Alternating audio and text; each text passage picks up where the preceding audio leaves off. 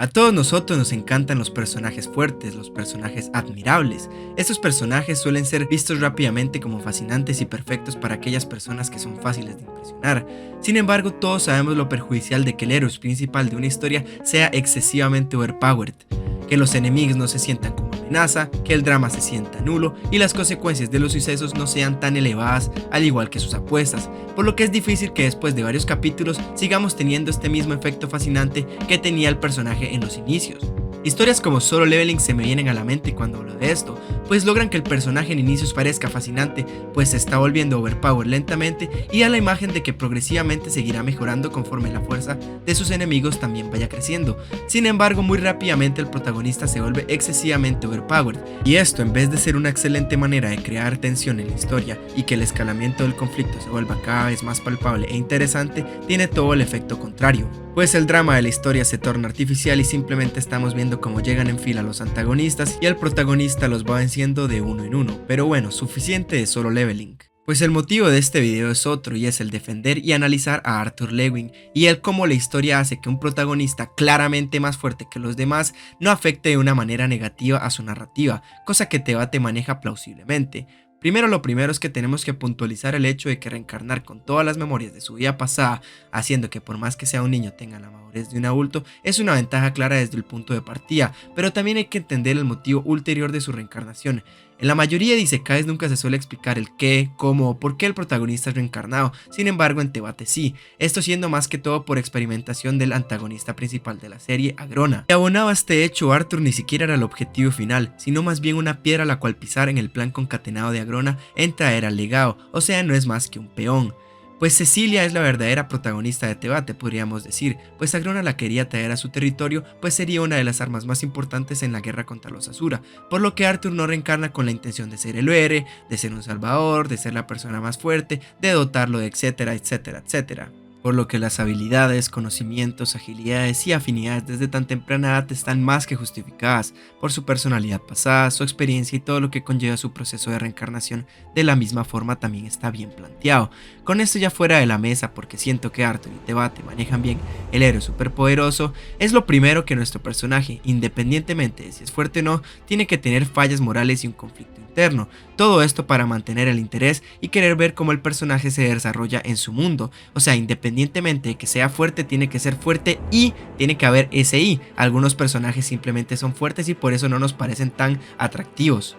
Entonces, Arthur desde sus inicios vemos que tiene hazañas impresionantes, despierta su núcleo de mana y lo maneja bastante bien, rivaliza con adultos en su manejo de la espada, es todo un prodigio y mucho más. Sin embargo, la razón por la que en mi opinión la atención de la historia no se ve disipada es por el enfoque que se les da a esta misma. Si el punto de vista de la historia fuera un Arthur codicioso, hambriento de poder, sin objetivos, queriendo mejorar sus habilidades simplemente para poder derrotar a todos, al lograrlo rápidamente nos aburriríamos. Sin embargo, la lucha u objetivo de Arthur es uno más noble, es el tener una familia a la cual amar, cuidar, convivir con sus padres, llevar la vida de un niño normal que es de un pueblo normal. Sin embargo, está el hecho de que también pelea internamente con no volver a ser la persona que era, no volver a ser esta persona insensible, apática que era en su mundo anterior, cuidar muchísimo más las relaciones interpersonales y familiares que va construyendo en el camino. Sin embargo, por supuesto, la historia tampoco se va a quedar quieta y los objetivos de Arthur se van viendo amenazados, empujándolo a querer ser más fuerte y cayendo poco a poco en su antigua personalidad para poder cuidarlos,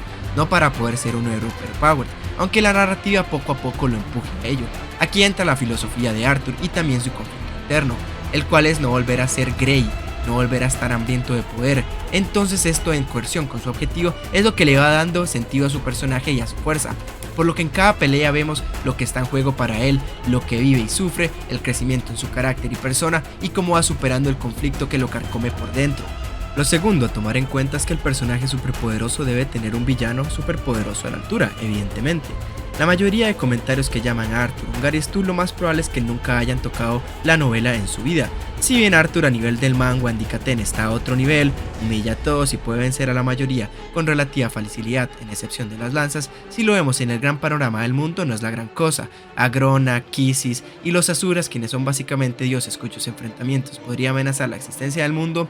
Han vivido miles y muchos más años que Arthur y cuentan con muchísima más experiencia que el protagonista en sus dos vidas juntas, quienes conocen sus debilidades y sus fuerzas y que a lo largo de la historia lo traen básicamente en la palma de su mano, manipulándolo, usándolo y desechándolo cuando no les es de utilidad. Por lo que no es como que Arthur, nuestro héroe, vaya por ahí presumiendo de su fuerza, venciendo a todos de fila en fila, sino que es más, ni siquiera puede hacerlo, pues hay muchos antagonistas capaces de ponerlo en jaque. Todo eso por distintos medios para hacerlo un conflicto mucho más dimensional, ya sea por fuerza bruta, manipulación, sabiendo lo que es importante para el protagonista y usándolo en su contra, sabiendo quién era y todo sobre su pasado y su verdad. Por lo que todos estos obstáculos, los antagonistas principales como Agrona, Kisis, Cadel, todas las guadañas, los retenedores y etcétera representan un obstáculo real, por lo que le da fuerza para crecer y evolucionar como personaje.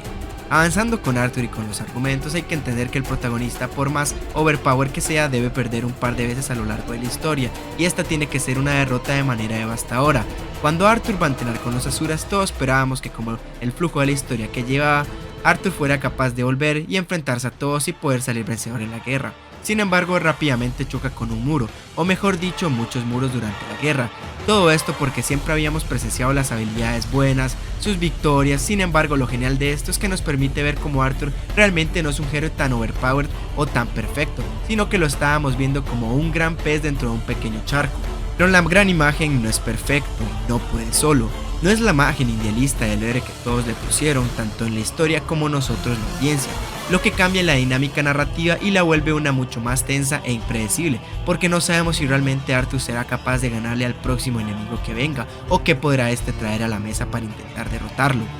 Para finalizar el video tocaré dos puntos por encima de los más importantes, el cual el primero es el de los límites claros que se le tiene que dar a nuestro héroe quien es overpowered. De este punto no hablaré mucho, pues en mi video de debate anterior ya mencioné muchísimo este aspecto. Sin embargo, la historia sí define muy bien cómo funcionan sus poderes y ya todos sabemos y ya hablaba muchísimo sobre esto. Dónde empiezan, dónde están sus límites, dónde terminas, por lo que hasta el momento en este punto de la historia no hay lugar para muchas conveniencias narrativas que arruinen la congruencia de la historia, pues como ya he mencionado, todo está bastante justificado dentro de lo que cabe y dentro de las reglas del mundo. Y el segundo punto es el cómo no se debe dejar eclipsar a los demás personajes secundarios de la historia. Y aquí, siendo completamente sinceros y objetivos, sí hay que quitarle varios puntos al debate.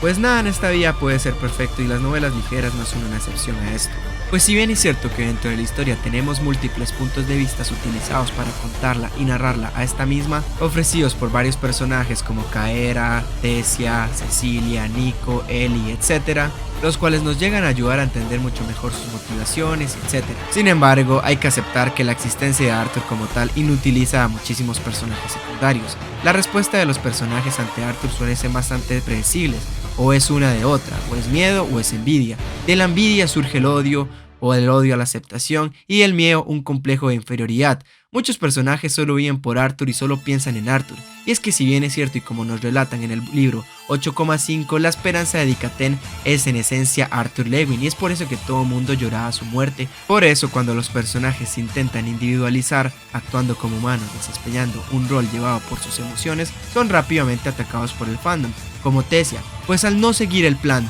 por querer salvar a sus pares, afecta por supuesto de manera negativa a Arthur, lo que enoja a la gran mayoría del fandom simplemente por el hecho de que no se comportó como uno de los perritos fieles de Arthur, y es que la mayoría de los personajes piensa así, pues están acostumbrados a que las personas vean a Arthur de esta manera. Sin embargo, en mi opinión, no es bastante dañino para la historia tener personajes que se opongan a Arthur en este sentido y no piensen de él como un dios poderoso, haciendo que se lleguen a sentir como personajes bastante humanos y bastante identificables. Por lo que es importante que conforme avanza la historia todos vayamos viendo la mejoría en este aspecto, pues si bien en el manga es solo Arthur el que importa, en la novela vamos viendo poco a poco que todos los personajes tienen un rol que desempeñar. Virion siendo el general y teniendo que tomar decisiones más sensatas y objetivas. Después tenemos a Byron, que obviamente sabemos que no le agrada a Arthur, sin embargo empieza a creer en él y va creciendo un mutuo afecto entre ellos dos, viéndolo poco a poco como un hermano de armas. También tenemos a Tesia y Ellie, quienes viven opacadas por la sombra de Arthur Lewin